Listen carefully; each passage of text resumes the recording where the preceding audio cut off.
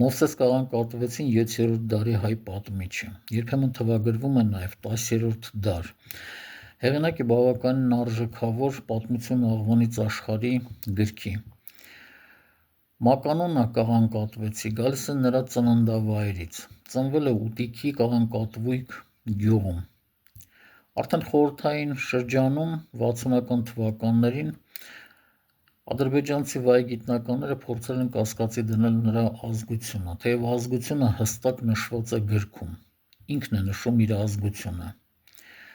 Հստակ է նաև լեզուն, որով որ գրվել է, քանի որ եղել են մարդիկ, որոնք ասել են, թե իբրև թե գիրքը գրվել է ոչ հայերեն և հետագայում է թարգմանվել։ Չնայած դրան,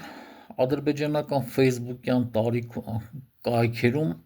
կարելի է հանդիպել նրա անունը թուրքացված ձևով՝ Մուսա Կալանկատլի։ Այս թեմային անդրադարձա, քանի որ մի քանի օր առաջ հայ բլոգերը ռուսերեն լեզվով հաղորդում էր վարում և ասում էր, որ կաղանկատվեցին նկարագրել է ինչպես են օսմանները, սելջուկները և այլ ցեղեր ներխուժել Հայաստան և Հարավային Կովկաս։ Կաղանկատվեցին չէր կարող նկարագրել ոչ օսմաններին,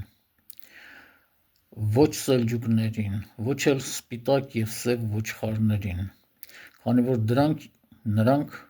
իրենից հետո են եղել։ Այնպես որ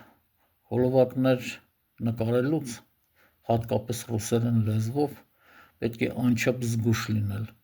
որպեսզի այդ հոլովակները չկտրատեն և օգտագործեն մեր դեմ։